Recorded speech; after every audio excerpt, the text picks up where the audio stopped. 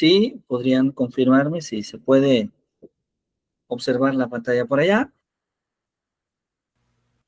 Sí, doctor. Sí, sí se observa. Ya se puede ver, ¿verdad? Perfecto. Muy bien, entonces vamos a hablar de legalidad, política educativa. Y bueno, el día de hoy, como ya lo habíamos mencionado, esperamos tener el gusto justamente de poder, eh, de poder dialogar sobre la Ley General de Educación, pero también sobre el propio proceso de formación de leyes y decretos. ¿Qué es lo que buscamos con esto? Alguien diría, bueno, ¿y cuál es el objetivo propiamente dicho de este ejercicio?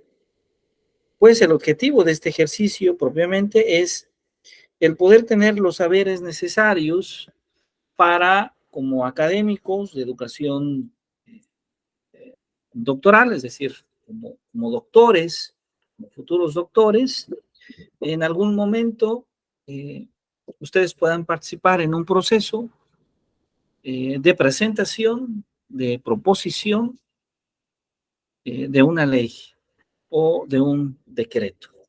Es importante tener ese conocimiento técnico y debo decirlo que es uno de los elementos más importantes que nos permiten hablar justamente de cómo se lleva a cabo la construcción de la política educativa.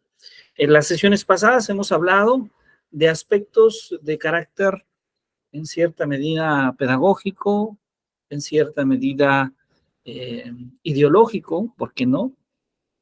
Sobre el pensamiento educativo que se ha construido en torno a las propuestas. Vamos a hablar de lo que tiene que ver con la legalidad o con los procesos legislativos necesarios para llevar a cabo justamente la construcción, la propuesta de una ley. Y bueno, lo primero que debo tal vez mencionar en este sentido es si antes alguno de ustedes o alguno de ustedes ha tenido la oportunidad de participar en la construcción de alguna propuesta de ley. Maestra Erika, maestra Xochitl, maestra Alejandra, o si conocen de otra asignatura o de otro proceso de formación, cómo es que las leyes se proponen.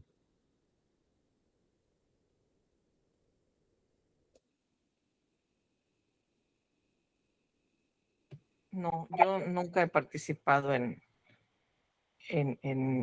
nada que tenga que ver con proponer alguna ley o algo así. No sé si las compañeras hayan Maestra participado en algún maestra momento. Alejandra, muchas gracias, maestra Erika.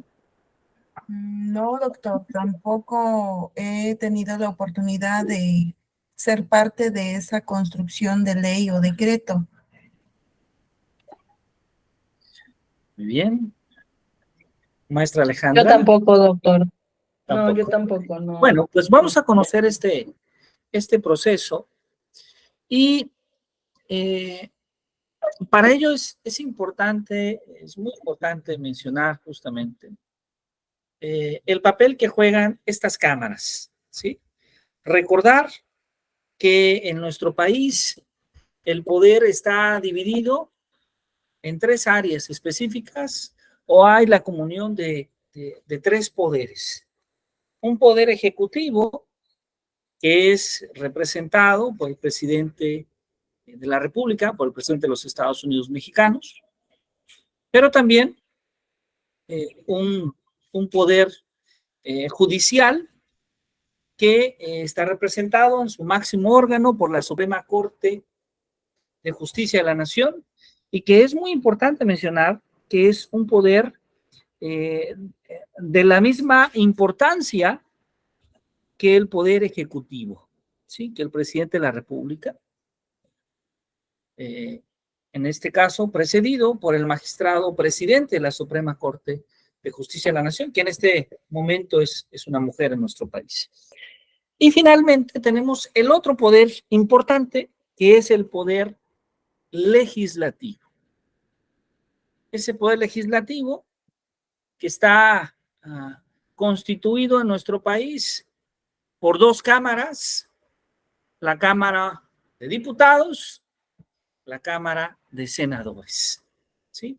Estas dos cámaras que representan justamente a los ciudadanos mexicanos y en donde cada senador, cada diputado representa cierta extensión territorial de nuestro país, pero no solo eso, no solo representan el territorio, sino que también representan esta gran diversidad ideológica y también las diferentes necesidades que tienen los ciudadanos de cada una de estas regiones. Entonces, en este proceso de formación de leyes y decretos, ciertamente hay muchos elementos que son relevantes, que son importantes, pero muy especialmente tendrá relevancia la Cámara de Origen, la Cámara Revisora, y aquí ya hablamos de dos conceptos importantes desde el punto de vista jurídico. La Cámara de Origen será esa cámara donde se lleva a cabo la propuesta que se analiza para una ley o para un decreto, y la Cámara Revisora será la otra cámara. ¿Sí? Es decir, en una cámara se propone, esta va a ser la Cámara de Origen, y en otra cámara se revisa. Esta será la Cámara Revisora. ¿Sí? Estamos refiriéndonos entonces a la Cámara Revisora y de Origen, que en este sentido pueden ser, por un lado, la Cámara de Diputados o la Cámara de Senadores, que en su conjunto constituyen el aparato legislativo que representa a toda esa gran diversidad cultural, ideológica, territorial de nuestro país, que es el Congreso de la Unión. ¿Sí? El Congreso de la Unión, que es, en este sentido, representa de manera manifiesta el poder legislativo en nuestro país. Y entonces vamos a tener estos dos tipos de sujetos que van a intervenir en la construcción, en el proceso de formación de leyes y de decretos. La Cámara de Origen y la Cámara Revisora.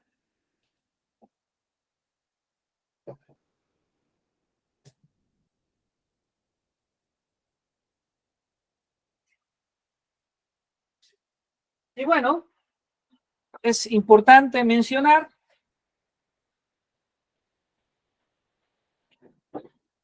que parte del discurso y del análisis, cuando podemos encontrar en estas cámaras pluralidad de pensamiento y de análisis. Es decir, estamos hablando de que cuando la Cámara de Senadores y la Cámara de Diputados presenta esta pluralidad de diversos partidos políticos, es justamente cuando el análisis habitualmente se convierte, cuando el análisis es más riguroso, por la diferente pluralidad y la diferente representatividad que tiene cada uno de ellos. ¿Cuál es entonces la base, el proceso, el procedimiento que representa justamente el proceso legislativo? Bueno, pues el proceso legislativo se lleva a cabo en nueve pasos importantes. ¿Sí? Ahí podemos justamente ir tomando cuenta de ello. El primer paso, lo vamos a ir explicando detalladamente. El primer paso va a consistir en hacer la iniciativa de ley, en presentar la iniciativa de ley. Esta iniciativa, que solamente puede ser presentada, que solamente puede ser propuesta por ciudadanos como el presidente de los Estados Unidos mexicanos o por una fracción de un partido político, aunque ciertamente la construcción de una iniciativa de ley coyuntural, a través de la sociedad civil, a través de grupos organizados de ciudadanos, en colaboración con los partidos políticos, en colaboración con el Poder Ejecutivo. Es decir, con miembros del Poder Ejecutivo, con miembros del Poder Legislativo. Sin embargo, vamos a ver que existe una norma muy específica basada en el artículo 71 y 72 de la Constitución Política de los Estados Unidos Mexicanos, que establece cuáles son los ciudadanos o los grupos de ciudadanos que pueden presentar iniciativas de ley. Se hace la iniciativa de ley y esta se presenta, se lleva a una cámara de origen. Recordemos que esta cámara de origen puede ser la Cámara de Diputados o la Cámara de Senadores. En esta cámara de origen se elige, se selecciona una comisión que en representación de todos los miembros de esta cámara, una comisión de diputados, una comisión de senadores, cuya labor será revisar la iniciativa de ley y una vez que llevan a cabo esta primera revisión, presentarla, si así lo consideran, en el pleno de la Cámara de Origen. Es decir, presentarla, podríamos decirlo, en un modo de asamblea, en este caso de pleno, a todos los miembros de esa Cámara. Pueden ser diputados o pueden ser también senadores. Importante mencionar que una vez que se lleva a cabo este proceso de revisión de la iniciativa de ley, el siguiente momento consiste en pasar esta propuesta, si ha sido aceptada por el Pleno, por la mayoría de la Cámara de Origen, a la Cámara Revisora. Esta Cámara Revisora, recordemos que si la Cámara de Origen fueron los diputados, la Cámara de Diputados, la Cámara Revisora será la Cámara de Senadores, el Senado de la República. Si la Cámara de Origen fue el Senado de la República, la Cámara Revisora será la Cámara de Diputados.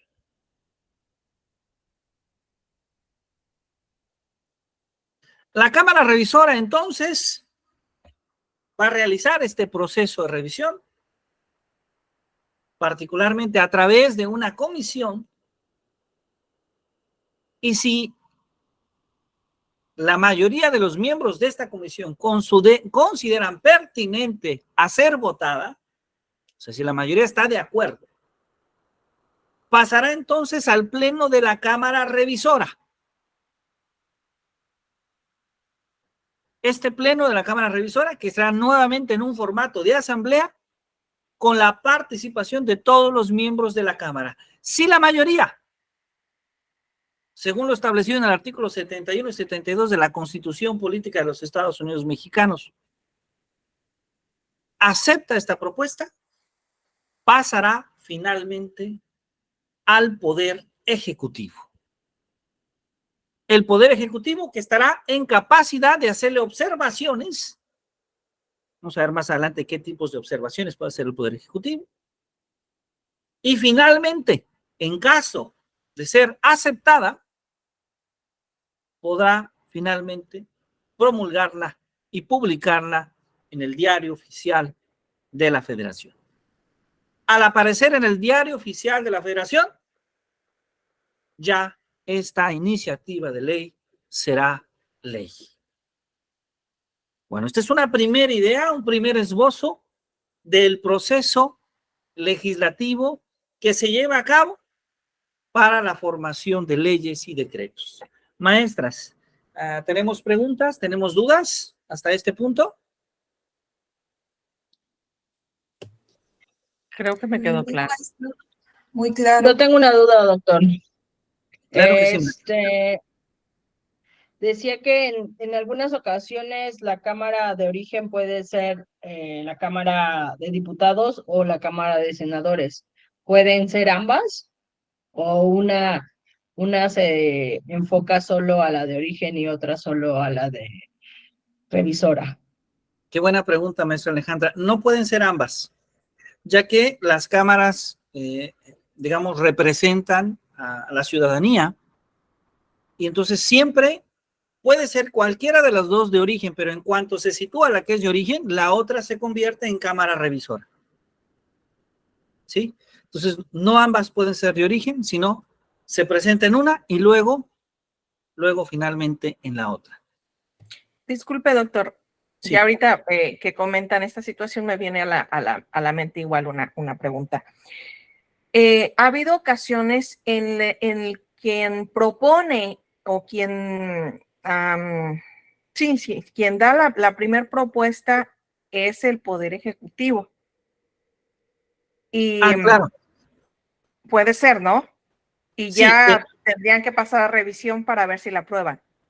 Sí, es correcto. De hecho, en el punto número 1, que vamos a revisar en un momento más, vamos a dialogar sobre quiénes son los ciudadanos organizados que pueden presentar iniciativas de ley. Es decir, no todo ciudadano, aunque vivimos en una democracia, no todo ciudadano puede presentar una iniciativa de ley. El presidente, particularmente, el presidente de los Estados Unidos mexicanos, sí puede directamente presentar iniciativas de ley.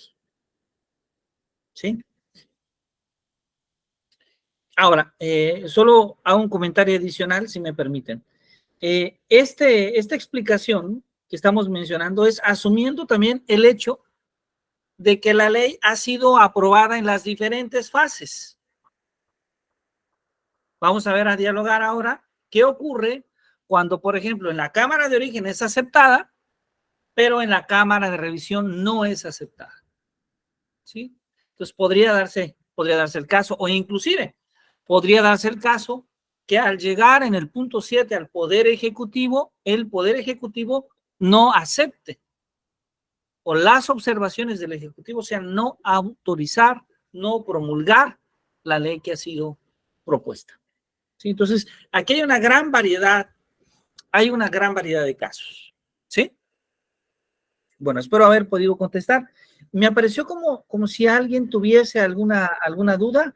Perdón, sí. Sí, bueno, ya viendo la cuestión, me surgió la siguiente duda. ¿Quién determina que en un momento dado son los diputados o los senadores quienes pueden fungir como comisión de origen o como cámara de origen, perdón? Es una muy, muy buena pregunta. Habitualmente, esto tiene que ver con quiénes pueden presentar iniciativas de ley. ¿Quiénes pueden presentar iniciativas de ley? Los grupos coordinados de diputados, los grupos coordinados de senadores o el propio presidente de la República. Esto significa entonces que una iniciativa de ley surge, por un lado, en los propios grupos que están al interior de las cámaras de diputados y de senadores, o también puede surgir desde la sociedad civil, una sociedad civil que en primer paso propone las ideas necesarias y que a través de la atención en diversas comisiones suma la participación de miembros de la Cámara de Diputados o de senadores.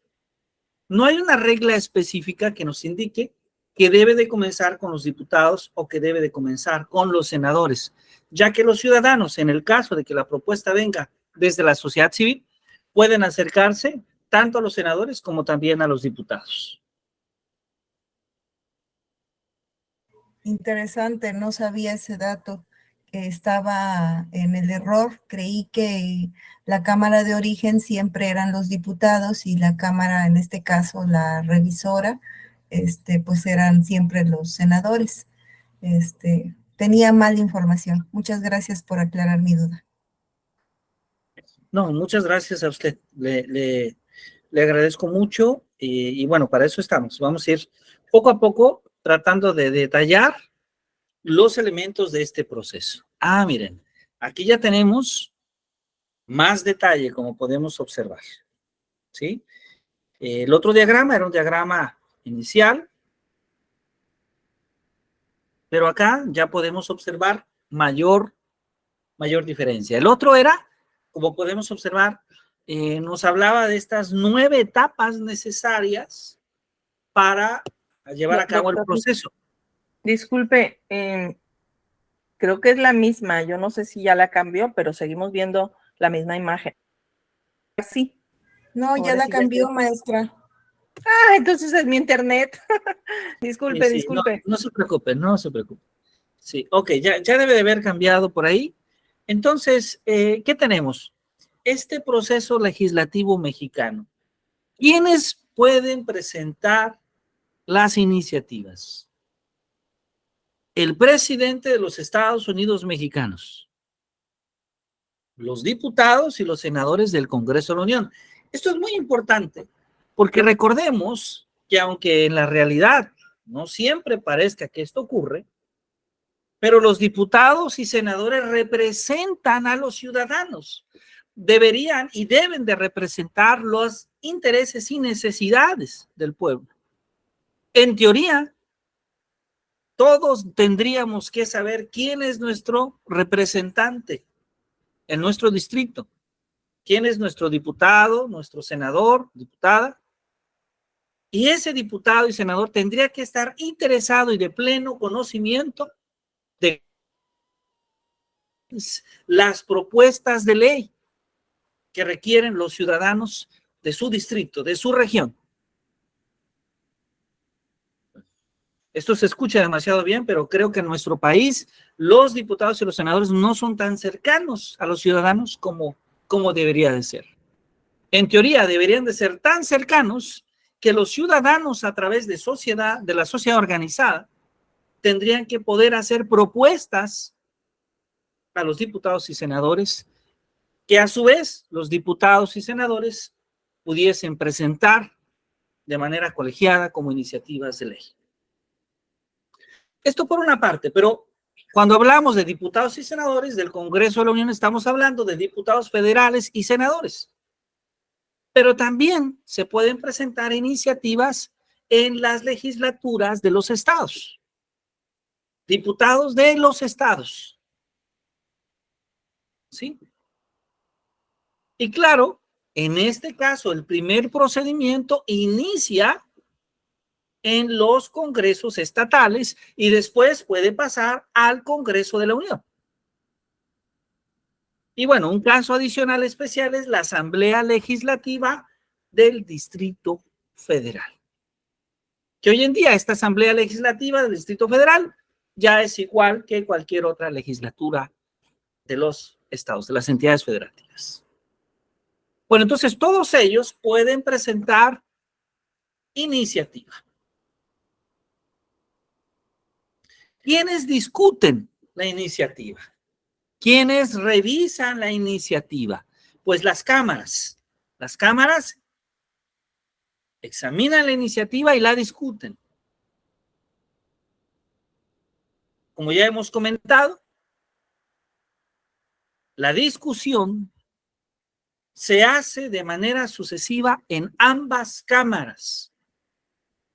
Y esto creo que responde a la pregunta que nos hacían hace un momento y puede comenzar en cualquiera de ellas. Puede comenzar Cámara de Diputados, puede comenzar en la Cámara de Senadores. Ahora, la iniciativa, la discusión y el tercer momento es la aprobación. ¿Cómo se lleva a cabo el proceso de la aprobación? Pues la aprobación se da cuando en las cámaras se vota al menos por una mayoría de votos que otorgan la aprobación a esa iniciativa. Y entonces, una vez que ha sido aprobada por la Cámara de Diputados, por el Senado de la República, entonces se envía finalmente al Poder Ejecutivo. Ya en el Poder Ejecutivo se lleva a cabo un proceso que llamamos el proceso de sanción. Este proceso de sanción, ahí es donde el presidente de la República expresa su consentimiento mediante la firma de la iniciativa. Es importante mencionar, y esto es delicado, que el presidente puede guardarse el derecho de veto. Es decir, a pesar de haber sido aprobada esta propuesta de ley en el Congreso de la Unión, el presidente puede vetarla. Sin embargo, a pesar de que puede hacerlo, los presidentes que incurren en este tipo de prácticas se considera que son prácticas antidemocráticas, ya que el proceso natural del Ejecutivo es el poder promulgar, el poder aceptar, el poder dar el visto bueno a las leyes que han sido aprobadas por el poder legislativo. Así que, asumiendo que se dé este visto bueno, se pasa a una etapa más, que es la etapa de publicación. Una vez que se obtiene la sanción por parte del Poder Ejecutivo, entendamos sanción en este sentido cuando se expresa el consentimiento, entonces se da finalmente la promulgación o la publicación de la ley en el Diario Oficial de la Federación.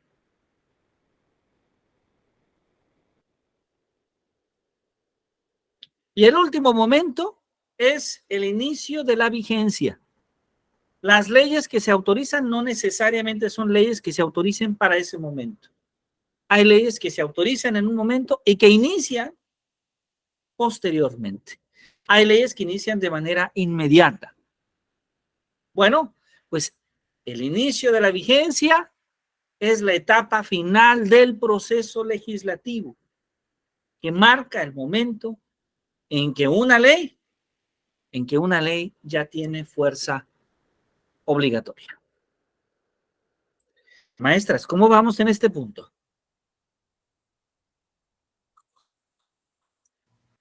En el último, no me quedó claro con respecto a la vigencia. ¿Cómo se determina? ¿El Poder Ejecutivo es quien determina la vigencia o no alcancé a escuchar? Disculpe. Claro que sí. La vigencia en este sentido es cuando la ley empieza a entrar en vigor. ¿Sí? Entonces nosotros podríamos aprobar una ley donde decimos todas las maestras y maestros deberán de recibir un incremento salarial del 10%.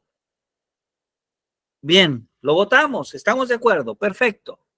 Pero esto será posible hasta el 1 de enero del año 2024. Ahí empieza la vigencia. ¿Sí me explico? La ley se puede autorizar ahora, se puede publicar ahora, pero la ley puede tener una vigencia posterior. ¿Sí? Sí, ya la entendí. Creí que era vigencia de inicio y término. No. Las Gracias. leyes habitualmente no establecen término. Lo que establecen es inicio. Y en este sentido, el término de vigencia es de cuando entra en vigor la ley. ¿Sí? Sí, muchas gracias. Bueno, gracias a usted. Bien, entonces,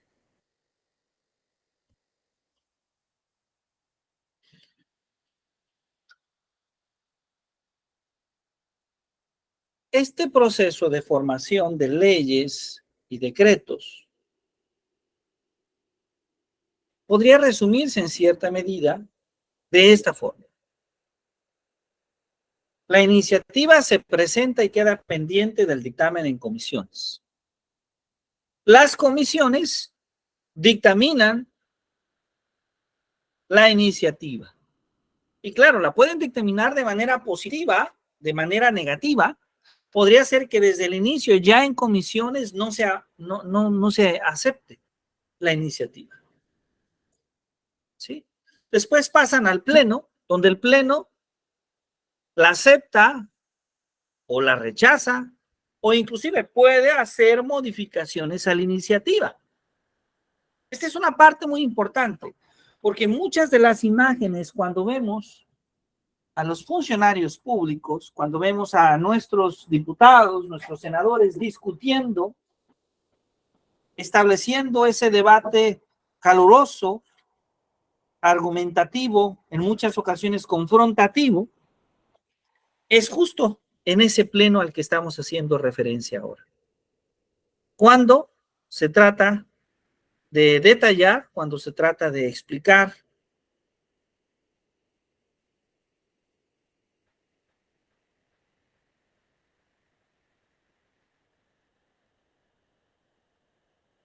es justo ese momento. Muy bien. Pasamos entonces ahora a la parte revisora, donde la cámara revisora, recordemos, es la otra cámara, acepta o devuelve con cambios. Esto es muy importante, fíjense. Acepta como está. Rechaza el proyecto. O puede ser que lo devuelva con cambios. Y entonces otra vez la otra cámara, la cámara de origen, tiene que volverlo a revisar, tiene que observar las adecuaciones, los cambios, para volverla a enviar a la cámara revisora. Entonces observemos que este trabajo legislativo es un vaivén entre ambas cámaras y determinadas comisiones. Lo cierto es que cuando finalmente la cámara de origen dictamina de manera positiva, cuando la cámara revisora dictamina de manera positiva, entonces ya pasa justamente al Ejecutivo. Entonces, los artículos 71 y 72 de la Constitución Política de los Estados Unidos Mexicanos son los que establecen las reglas para el desarrollo del proceso de formación de leyes y decretos. Estas leyes tienen una naturaleza y unas características que tienden a ser abstractas para la mayoría de los ciudadanos. Y en México, muchos lugares no necesariamente requieren o siguen un orden lógico o práctico. Esto nos pide entonces, nos invita a tratar de explicarlas para poder comprender, para poder interpretar, para poder ejercitar y dar seguimiento al trabajo legislativo. Y bueno, ahí tenemos esto entonces, este primer diagrama que trata a través de un manual oficial que tiene justamente el Congreso de la Unión, este diagrama de flujo que trata de explicar el proceso de formación de leyes y decretos basado en los artículos 71 y 72 de la Constitución Política de los Estados Unidos Mexicanos. Vamos a tratar de explicar estos 9 momentos que ya hemos dicho un poco, pensando en que tenemos el proceso simplificado. ¿Qué significa el proceso simplificado? Significa que, como explicamos anteriormente, los 9 pasos, cada uno de sus pasos es aceptado, es autorizado de manera positiva y entonces todo se da en una vuelta o en una instancia. Es cuando empezamos, pues, la propuesta de iniciativa o de trámite y automáticamente vamos cumpliendo cada una de las etapas y en cada una de las etapas se nos va autorizando. Debo clarificar que este camino no es tan corto, es decir, no siempre ocurre que simplemente se va autorizando la propuesta de ley o la iniciativa de ley.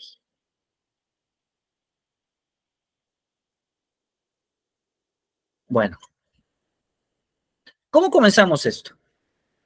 Esto comenzamos primero basándonos en el artículo 71, que le da garantías a los ciudadanos representados por la Cámara de Diputados, por el Senado de la República, por el Poder Ejecutivo, por las legislaciones estatales, de poder presentar iniciativas de ley o decretos. Esto según el artículo 71.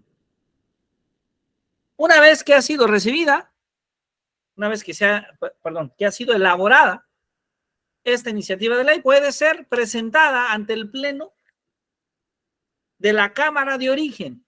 Aquí debo de clarificar que este Pleno de la Cámara de Origen turna a una comisión de esa Cámara. ¿Sí? A lo mejor hemos escuchado en diferentes reuniones la Comisión de Educación, la Comisión de Pesca y Agricultura, la Comisión de Cuidado del Medio Ambiente, la Comisión de Seguridad. Seguramente hemos escuchado estas palabras dentro del ejercicio del poder legislativo. Bueno, pues todos los diputados, los senadores, además de ser diputados y senadores y de asistir a sus diferentes compromisos, deben de formar parte de una, dos, a veces hasta 3 comisiones. Entonces, se forma una comisión para revisar este documento. Se elabora un dictamen de esa comisión y se presenta el dictamen ante el Pleno de la Cámara de Origen. Ahí se da lectura, discusión en su caso, aprobación en la Cámara de Origen, se elabora una minuta con el proyecto de decreto de ley o de reforma mediante la Cámara de Origen, dando remitente del asunto a la Cámara de Revisión. ¿Sí? Así entramos entonces en una tercera etapa, esta tercera etapa que es la presentación al Pleno de la Cámara de Revisión. Nuevamente hace un proceso muy semejante, como ustedes pueden observar. Turna una comisión de la Cámara de Revisión, después elabora el dictamen en la Cámara de Revisión, esta comisión, y lo presenta ante el Pleno de la Cámara de la Comisión. Ahí se dan 2 casos muy importantes. El primero es si se da la aprobación. Si es aprobado el dictamen, ya en la Cámara de Revisión pasa la remisión al Ejecutivo Federal para buscar la promulgación y la publicación. Pero si esto no ocurre, vamos a ver ahorita el proceso ampliado, cuando no es aprobada o es aprobada con observaciones y entonces tiene que regresar a la Cámara de Origen. Ahora, si la remisión al Ejecutivo Federal, si fue aprobada y se remite al Ejecutivo Federal, este pasa finalmente a la promulgación, a la publicación por el Ejecutivo Federal. Esto es, si la respuesta es sí. Pero también recordemos que el Ejecutivo Federal elabora una sanción. Si esa sanción es no, entonces se puede pasar directamente con observaciones del Ejecutivo. Pero también hay otros casos en que el Ejecutivo puede dar respuesta directamente donde indica que no va a ser promulgada y justifica sus observaciones. Bueno, aquí tenemos entonces ya un diagrama, como podemos observar, más completo, más detallado. Maestras, ¿tenemos preguntas? No, doctor. No, de igual manera, creo que sí está claro. No, no, doctor.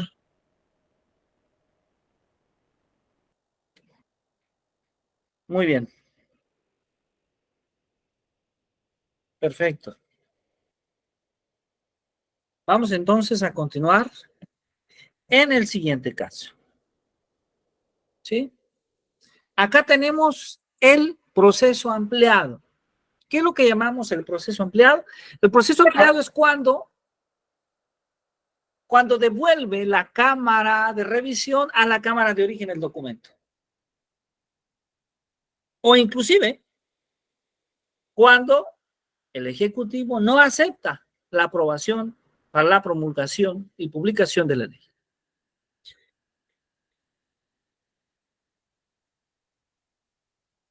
¿Qué ocurre entonces? Pues hay varios momentos. Recordemos el paso número 9. Voy a regresar acá atrás. Es cuando se presenta el dictamen ante el Pleno de la Cámara de Revisión. Perdón.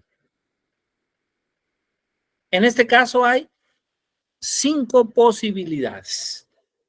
¿Sí? Tenemos 5 posibilidades. La primera es, se devuelve con observaciones a la comisión de origen. Otra posibilidad es que turna a comisiones para elaborar un nuevo dictamen en la Cámara de origen. Otra posibilidad es que se presenta el dictamen al Pleno. Si se confirma el dictamen, la minuta original por la Cámara de origen, por mayoría absoluta de los presentes, va a pasar a la Cámara de revisión. Otra posibilidad es turnar a comisiones de la Cámara de revisión para elaborar un nuevo dictamen. Y finalmente, la posibilidad es que se presenta el dictamen ante el Pleno de la Cámara de revisión. Esto es una parte muy interesante. Porque acá lo que tenemos es, a ver, si la Cámara de revisión no lo acepta, vuelve a la Cámara de origen. Pero la Cámara de origen puede hacer 2 cosas. Puede modificarlo directamente en el Pleno o puede pasarlo nuevamente a la comisión inicial para que elabore un nuevo dictamen, una nueva valoración. Y si en su caso la Cámara de origen lo acepta nuevamente, se envía a la Cámara de revisión. Ahí la Cámara de revisión puede pasarlo directamente a Pleno o puede enviarlo a una comisión para que elabore un nuevo dictamen y finalmente se presente en el Pleno.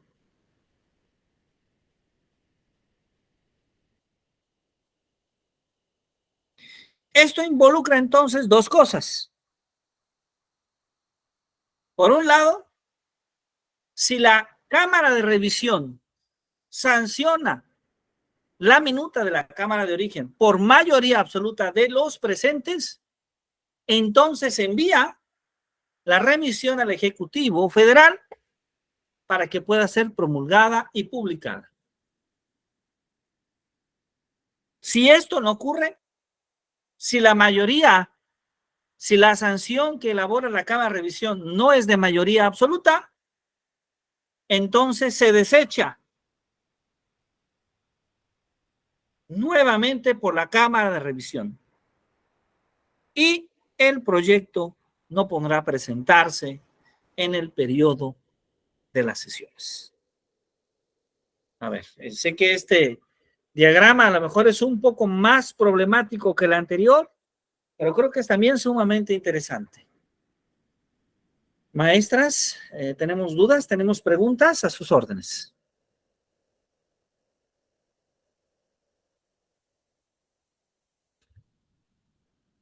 Es que, bueno, yo por más que trato de leer, yo creo que ya me está fallando la vista.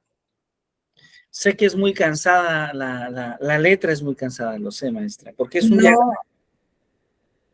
sí, no se observa, bueno, yo nada más veo puntos negros, no veo ninguna letra.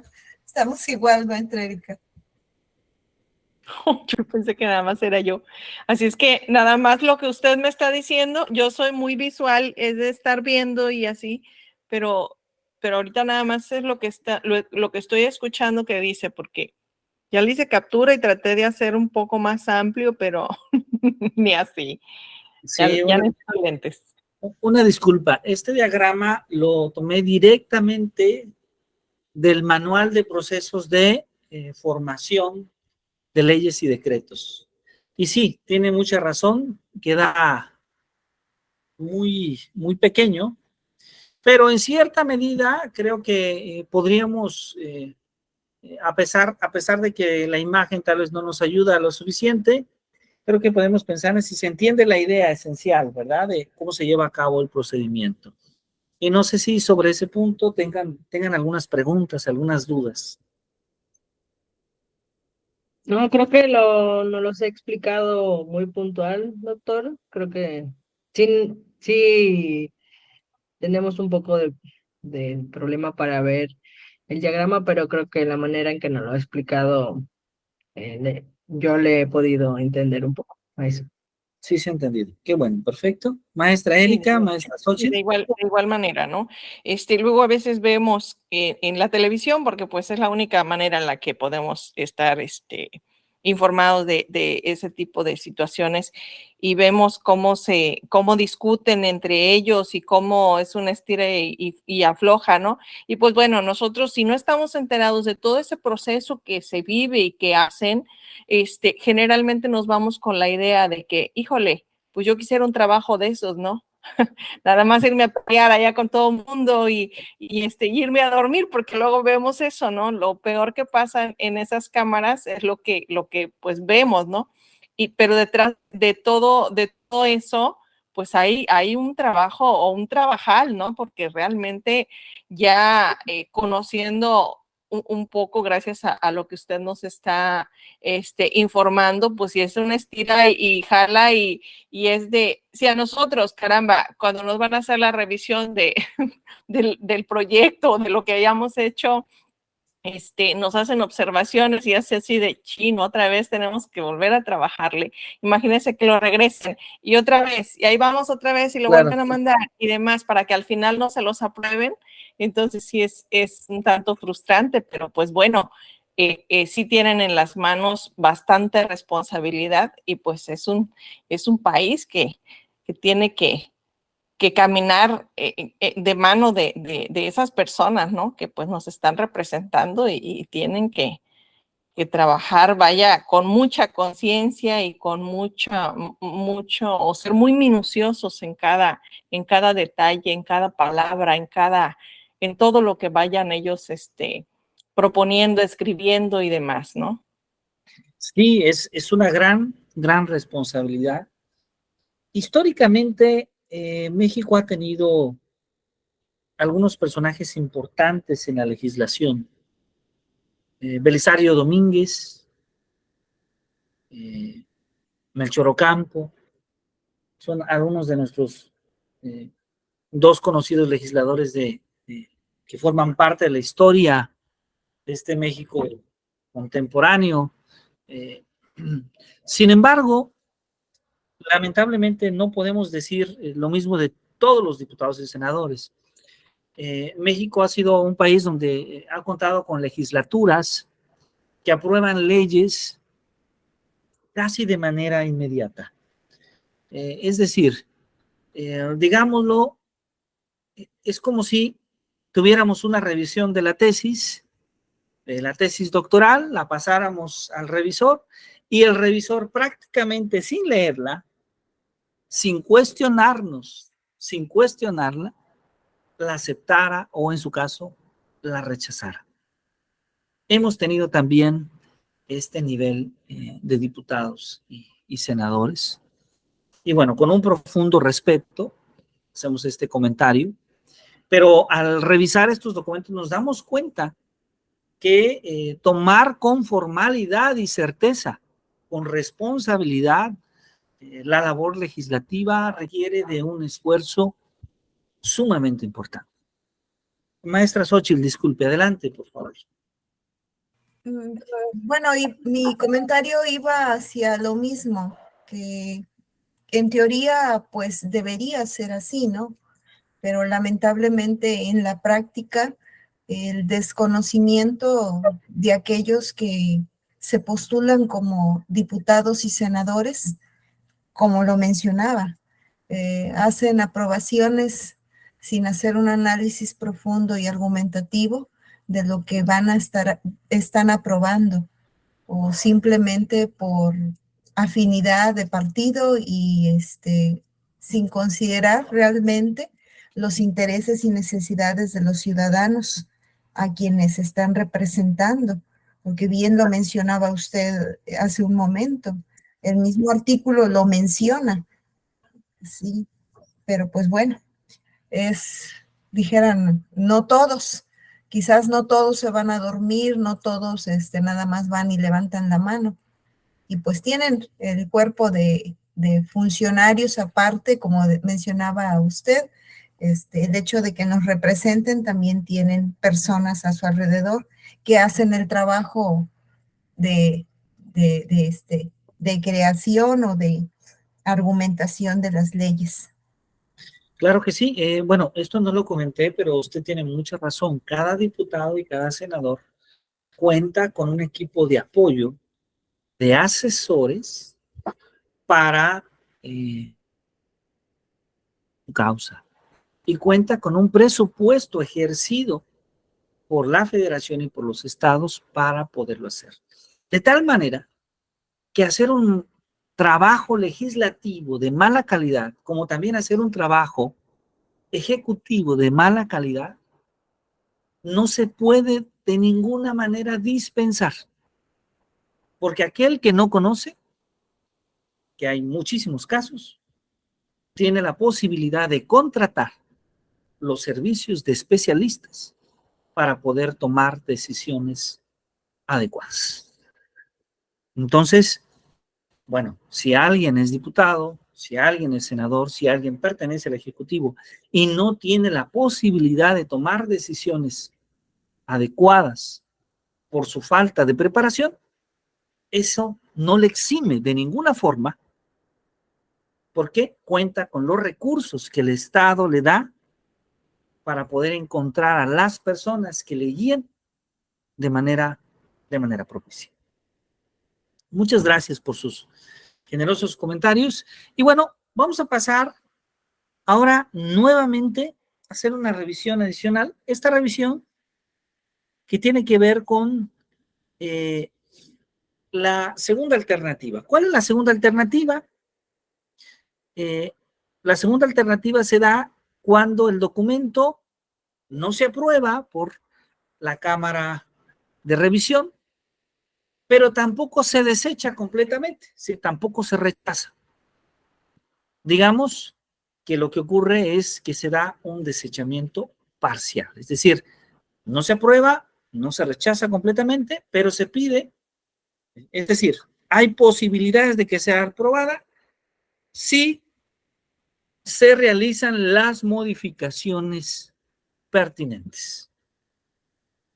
Esto es quitando partes de la propuesta o adicionando partes de la propuesta.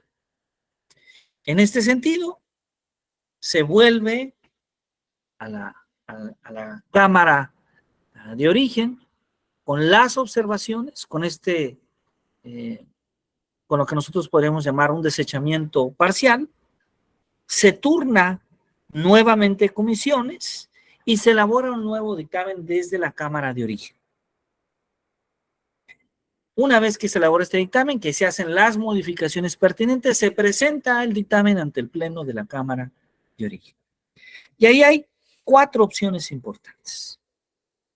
La primera es si la Cámara de Origen acepta las reformas o las adiciones hechas por la Cámara de Revisión por la mayoría absoluta de los presentes, de los asistentes. Entonces se remite al Ejecutivo Federal para que sea promulgada, para que sea publicada.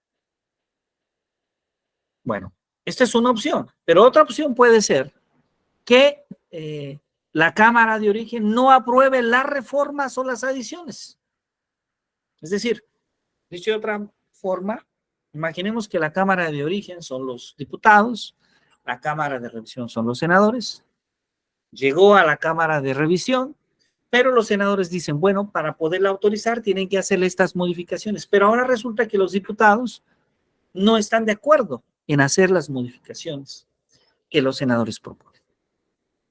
Pues entonces, el proyecto pasa nuevamente por la Cámara de Revisión para que tome en consideración las razones que la Cámara de Origen ofrece. Y si por mayoría absoluta de votos de los presentes se puede desechar ahora las reformas o las adiciones propuestas previamente.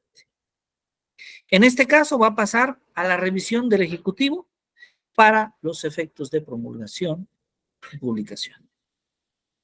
Ahora, pero podría ocurrir, que es la opción C, que la Cámara de Revisión insista por mayoría absoluta de votos de los presentes. Y ahí, en sus adiciones o reformas propuestas, el proyecto no podrá presentarse sino hasta el siguiente periodo de sesiones. La última opción es que si ambas cámaras acuerdan por mayoría absoluta de sus miembros presentes, queda entonces expedida la ley o decreto solo con los artículos aprobados y que se reserven las adiciones o los reformados que no han logrado todavía el consenso para que puedan ser discutidos y para que puedan ser votados en las sesiones siguientes. Es decir, se deja, este es el caso de solamente las partes que han sido aprobadas de la ley y las otras partes. Finalmente,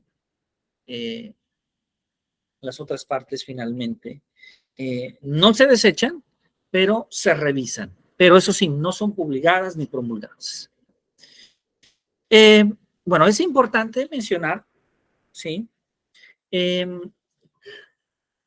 inclusive en muchas ocasiones, cuando el Ejecutivo mismo presenta una iniciativa,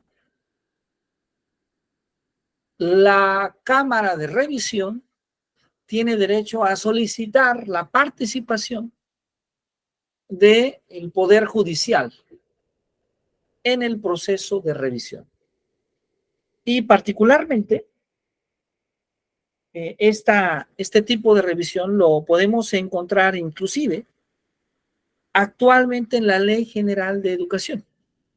Si recordamos, en la revisión que comenzábamos la sesión pasada en clase, nos dábamos cuenta que había algunas secciones de la Ley General de Educación que en su momento aparecieron como parte de la Ley General de Educación, pero que después fueron desestimadas por el Poder Judicial, por la Suprema Corte de Justicia de la Nación.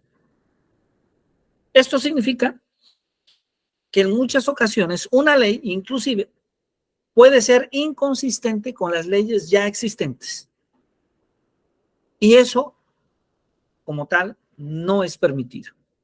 Es posible, y de hecho ocurre, pero una vez que se detecta, se puede llevar a cabo un proceso que llamamos un juicio de inconstitucionalidad, en la cual se elabora un dictamen y una revisión desde la Suprema Corte de Justicia de la Nación para indicar si esta ley puede ser vigente o si finalmente aquellos artículos que incumplen la inconstitucionalidad puedan ser derogados y eliminados de la propuesta.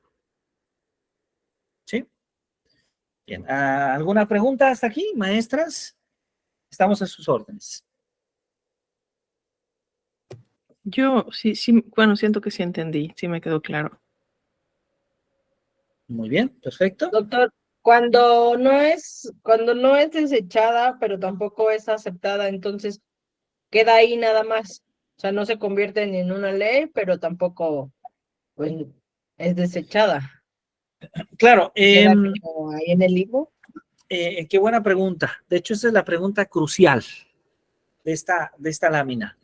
Es decir, lo que se busca cuando se propone una ley, si es por el Ejecutivo, si es por una legislatura o por alguna cámara de origen, pues es que esta propuesta de ley o esta iniciativa se convierta en una ley. Cuando se logra que se convierta en una ley, podríamos decir que el aparato legislativo está cumpliendo con su función. Pero esta no es una tarea tan simple.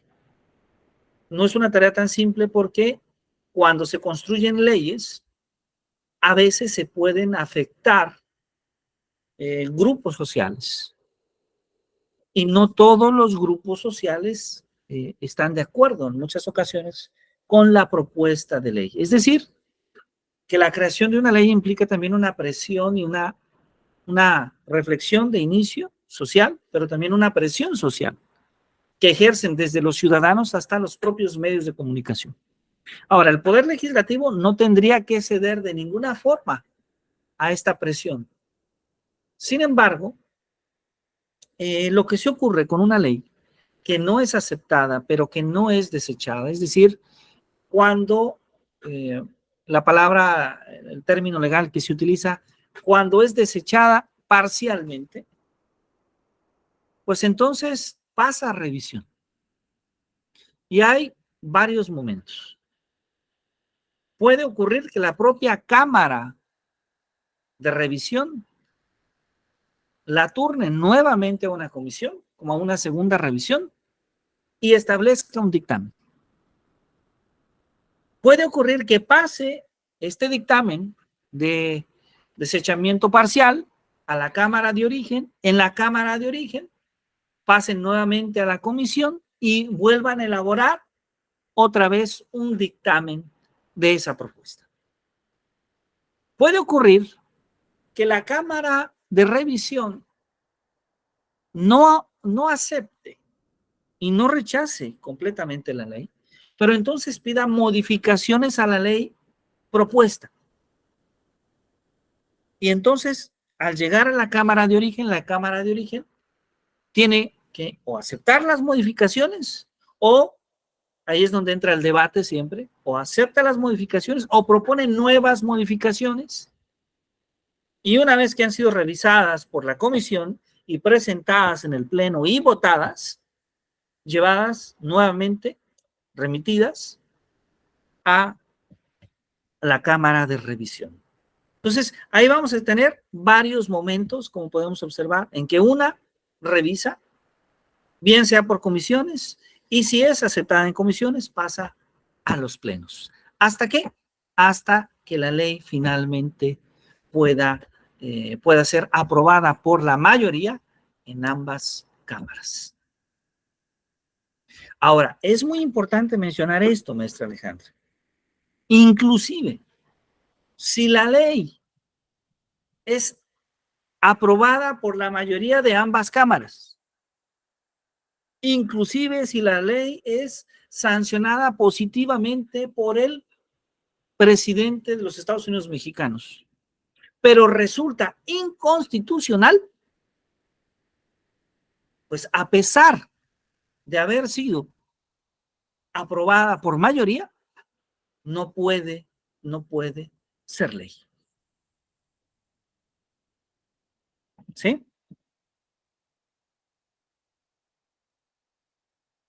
Mi duda es, ¿y quién determina que es inconstitucional?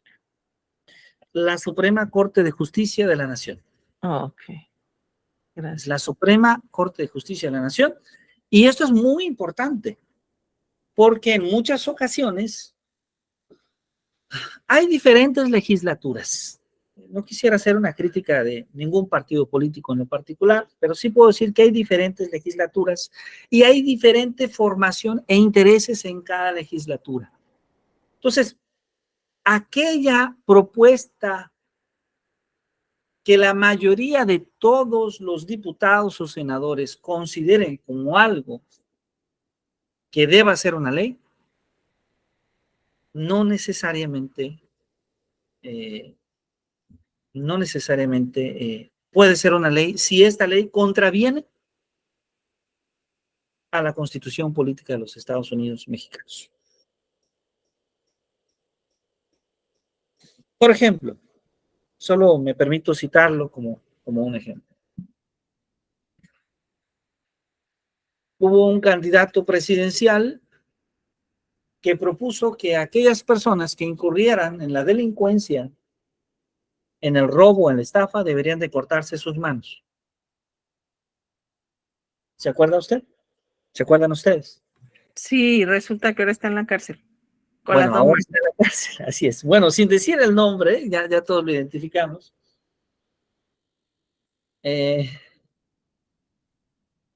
Supongamos que todos los diputados hubieran estado de acuerdo con él.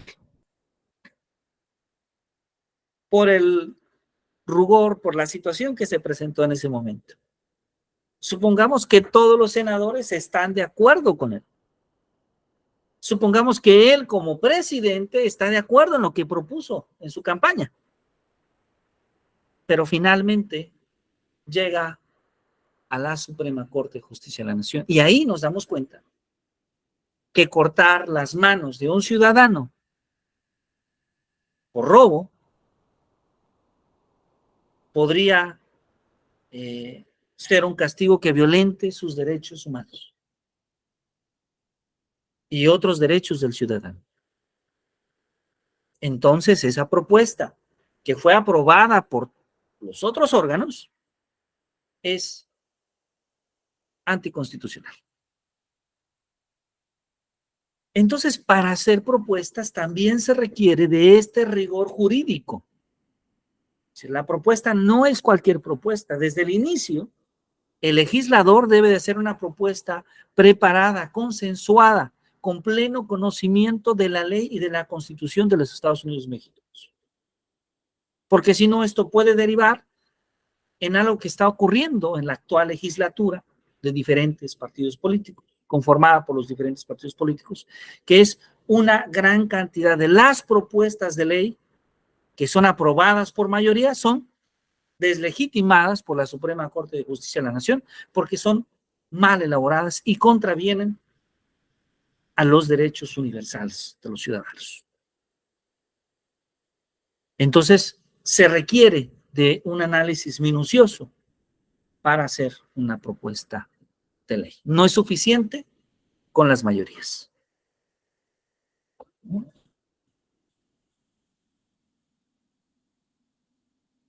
Y claro, es muy importante mencionar que el trabajo de la Suprema Corte de la Justicia es un trabajo que se realiza desde la objetividad. Digamos, como el trabajo que haría un investigador en un proceso de intervención educativa con respecto a un método. No se trata de simplemente autorizar aquello que no está bien elaborado. Que en muchas ocasiones es algo severamente cuestionado, a veces hasta por los medios de comunicación, pero que en gran medida este cuestionamiento se hace desde la ignorancia del proceso. No es suficiente con que alguien diga, por ejemplo, si hablamos en el Poder Judicial, que alguien es culpable. Se requieren evidencias para demostrar la culpabilidad. Pues no es suficiente entonces con que alguien diga que cierta norma genera beneficios para los ciudadanos o que cierta norma va a contribuir de tal manera a la sociedad. Se requiere, pues, de una presentación adecuada. Bien, no sé si en este punto tenemos alguna duda, alguna pregunta más. ¿Vamos bien hasta aquí? Bien, doctor, gracias. Muy bien.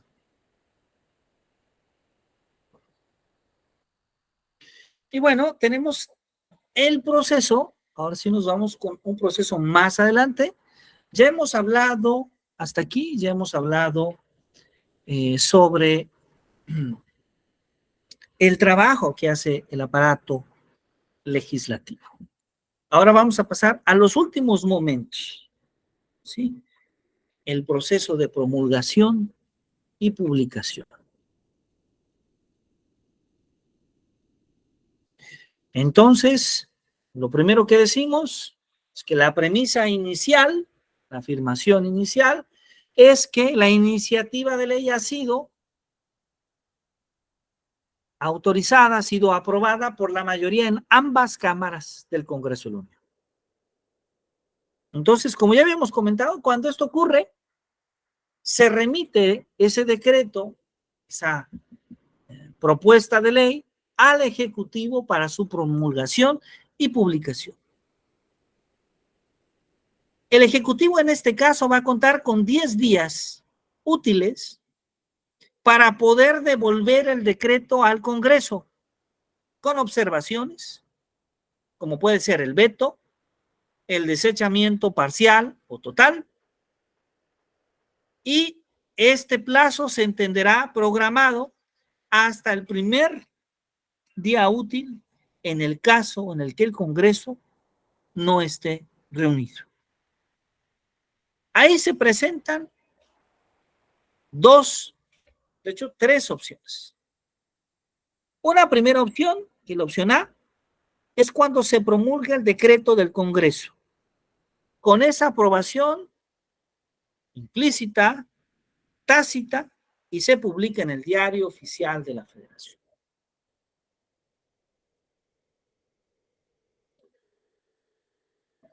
La opción B es cuando se considera aprobado el decreto del Congreso por el vencimiento del plazo constitucional. Es decir, pasaron los 10 días y el Ejecutivo no promulgó y publicó la ley. Perdón, el Ejecutivo no envió el decreto o la propuesta de ley al Congreso de la Unión. En este caso, el Congreso, bienvenida maestra Paquita, bienvenida. En este caso, el Congreso. Gracias, maestro. Buenas tardes. Muy buenas tardes. Podrá exigir al Ejecutivo su promulgación, su publicación, e inclusive formular una controversia constitucional ante el Poder Judicial de la Federación. Recordemos, el Poder Judicial de la Federación representa su máxima autoridad por la Suprema Corte de Justicia de la Nación. Y luego tenemos la opción C. ¿Cuál es la opción C? Es cuando la ley, la reforma, el decreto es desechado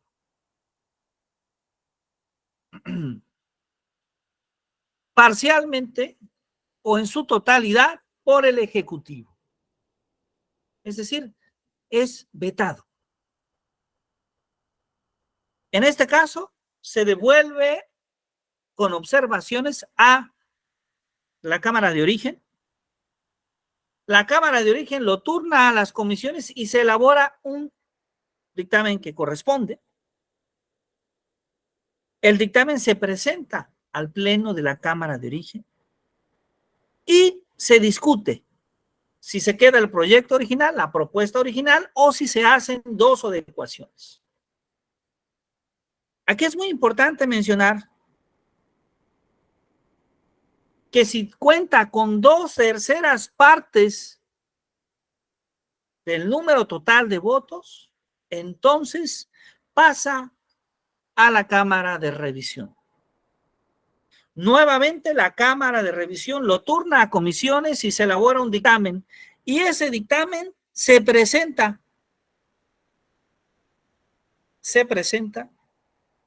al Pleno de la Cámara de Revisión. Y vean qué interesante esta última parte. ¿Por qué? Porque si ahora la Cámara de Revisión, 2/3 partes de su totalidad,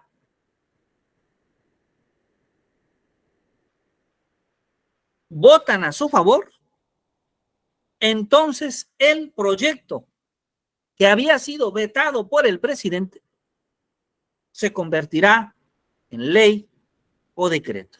Es decir, se impondrá, se imperará el poder que por el pueblo ha sido dado al Congreso de la Unión, como su principal función, que es la elaboración y la revisión de las leyes. Finalmente, entonces, será promulgado y publicado. Bien, ahí tenemos este tercer momento, este último momento en el que hablamos sobre la promulgación y la publicación de una ley. Maestras, sus dudas, estoy atento.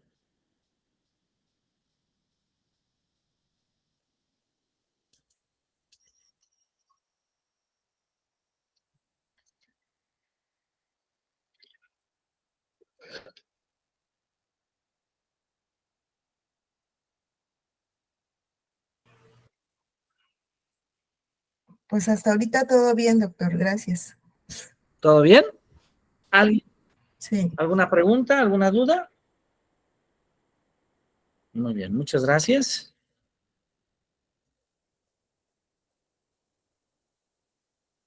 Bueno, entonces, este es el procedimiento.